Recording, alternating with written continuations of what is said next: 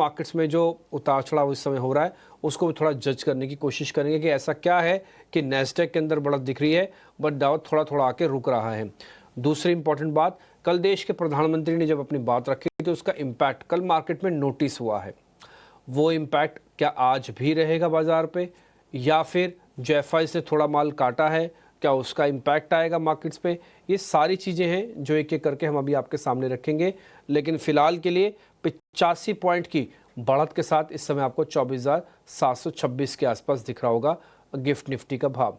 Global market से करेंगे शुरुआत और अभिषेक मेरे जो सहयोगी हैं वो मेरे साथ जुड़ गए हैं, उनसे ज़रा समझ लेते हैं कि इस समय के संकेत क्या हैं।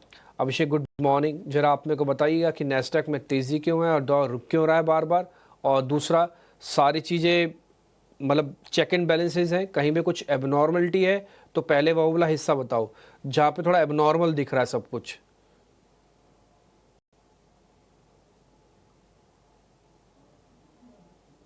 Good morning. एबनॉर्मल की बात करें तो थोड़े जियोपॉलिटिकल जो स्थितियां हैं वो थोड़ी सी चैलेंजिंग होती फिर से दिख रही हैं, क्योंकि खबर ये आ रही है कि इजराइल ने गाजा में हॉस्पिटल के नज़दीक एक हमला किया है और अलग अलग मीडिया हाउसेस के हवाले से अलग अलग डेथ के फिगर आ रहे हैं।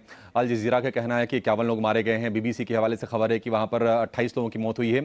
तो वहाँ पर जो युद्ध विराम की स्थिति बनी थी वो थोड़ी सी टेंशन एस्केलेट होती दिख रही है मिडिल ईस्ट में फिर से। एक चीज़ और है कि अमेरिकी राष्ट्रपति डोनाल्ड ट्रंप सऊदी अरब के दौरे पर हैं और उन्होंने $600 बिलियन की डील भी की है, जिसमें कि करीब $140 बिलियन की आर्म्स की डील है। सीरिया पर अमेरिका ने सैंक्शंस हटाए हैं, ये कुछ अपडेट वहां से है। और इस बीच क्या रूस के बीच में और यूक्रेन के बीच में युद्ध विराम होगा, इस चीज़ पर सभी की नज़रें हैं। ज़ेलेंस्की का एक स्टेटमेंट आया है और उन्होंने कहा कि रूस के राष्ट्रपति व्लादिमीर पुतिन जो हैं वो थोड़े डरे हुए हैं उनसे फेस टू फेस बातचीत करने के लिए, जो कि तुर्की में होने वाली है या फिर ऐसा हो सकता है। तो ये कुछ चीज़ें हैं, थोड़ी सी जियोपॉलिटिकल तनाव है। बाकी चीज़ें थोड़ी समान होती ज़रूर दिख रही हैं। हमने देखा कि अमेरिका और चीन के बीच में जिस तरह से ट्रेड डील हुई है और उसके बाद वहाँ के बाजारों में तेज़ी बनी थी, तो डाउ में करीब 1150 अंकों की तेज़ी थी। कल थोड़ी सी प्रॉफिट टेकिंग का सत्र आया और डाउ जोन्स 270 अंक नीचे आकर बंद हुआ है।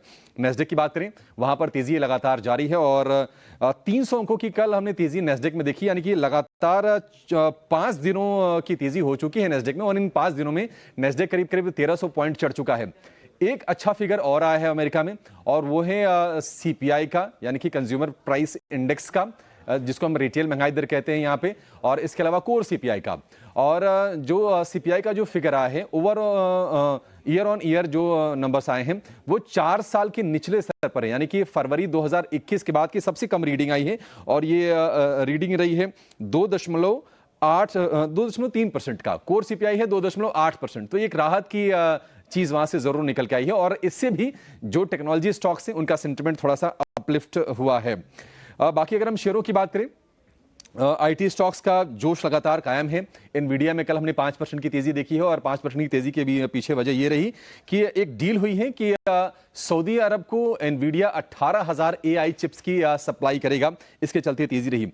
एप्पल में लगातार चौथे दिन कल तेजी रही। अमेजोन में लगातार 5वें दिन मजबूती रही। आईटी की अगर हम इतर बात करें तो गोल्डमैन सैक्स में 5वें दिन और डिज्नी में लगातार छठे सत्र में हमने तेजी देखी है।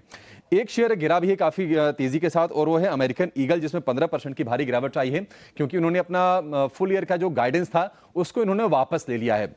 लेकिन आईटी स्टॉक्स में कल एनवीडिया, टेस्ला, मेटा, अमेजॉन ये कुछ स्टॉक्स रहे जहां पर कल बढ़िया सत्र बीता है।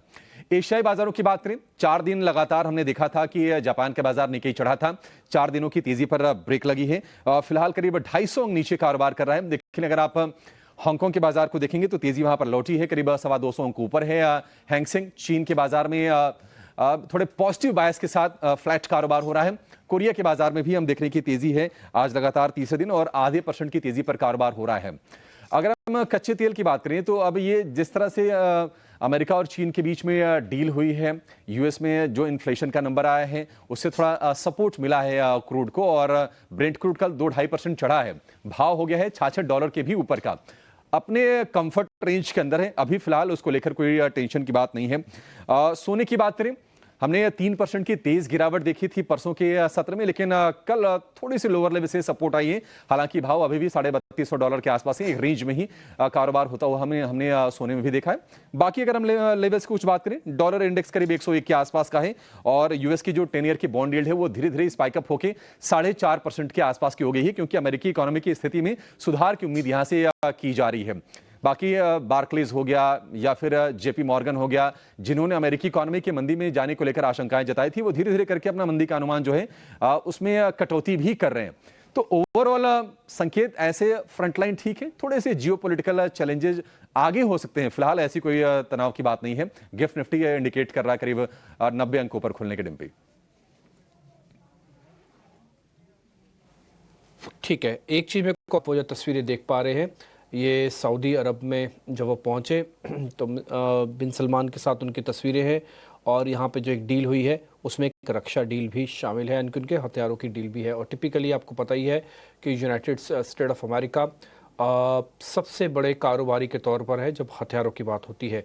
बट एनी हाउ अब इससे ज़रा बाहर आ जाते हैं और इंडियन मार्केट्स की तरफ आ जाते हैं।